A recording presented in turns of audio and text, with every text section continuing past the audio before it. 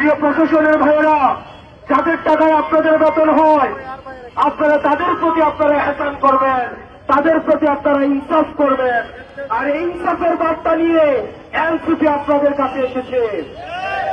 কোন অন্যান্য রাজনৈতিক দলের মতো নয়, অন্যান্য রাজনৈতিক সময়ের মতো নয়। আমরা চাইব না পুলিশ এনসিপি পন্থী হোক, আমরা চাইব না আমরা কোন সরকারি প্রতিষ্ঠান এনসিপি পন্থী হোক, আমরা চাইব পুলিশ জনগণ পন্থী হোক। আমরা এনসিপি বার্তা নিয়ে আপনাদের কাছে এসেছি। আমরা এনসিপি এমন একটি বাংলাদেশ চাই, যে বাংলাদেশে প্রত্যেকটা প্রতিষ্ঠান স্বাধীন, সেখানে পুলিশ হুকুমের গোলাম নয়, যেখানে সরকারের গোলাম নয়, পুলিশ জনগণের কাছে দায়বদ্ধ। এই ঈদে জামা জুতো অ্যাক্সেসরিজের ডিসকাউন্ট। প্রিয় চট্টগ্রামবাসী, আমরা যে জায়গায় দাঁড়িয়ে আছি, আমরা রক্তের উপরে দাঁড়িয়ে আছি।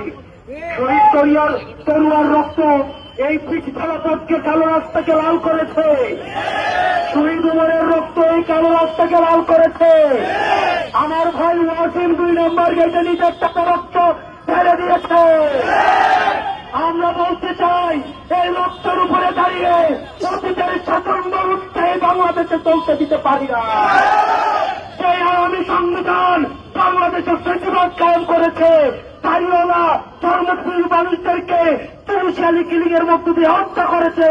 সেই আওয়ামী সংবিধান বাংলাদেশে থাকতে পারে না।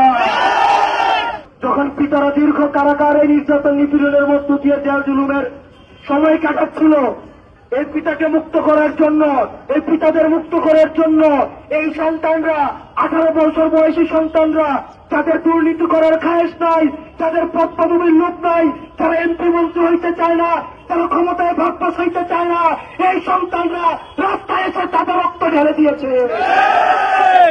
এই সন্তানদের সামনে রেখে আমরা এনসিপি থেকে প্রতিজ্ঞা করতে চাই, যতদিন না পর্যন্ত বাংলাদেশটা আমরা সুখী সমৃদ্ধ করতে পারছি, যতদিন না পর্যন্ত রাষ্ট্রের প্রতিষ্ঠানের মালিকানা আমরা নিশ্চিত করতে পারছি, যতদিন না পর্যন্ত দুর্নীতি মুক্ত করতে পারছি, চাঁদাবাজি মুক্ত করতে পারছি, টেন্ডারবাজি মুক্ত করতে পারছি, ততদিন পর্যন্ত আপনাদের নিয়ে আমাদের এই লড়াই অব্যাহত থাকবে।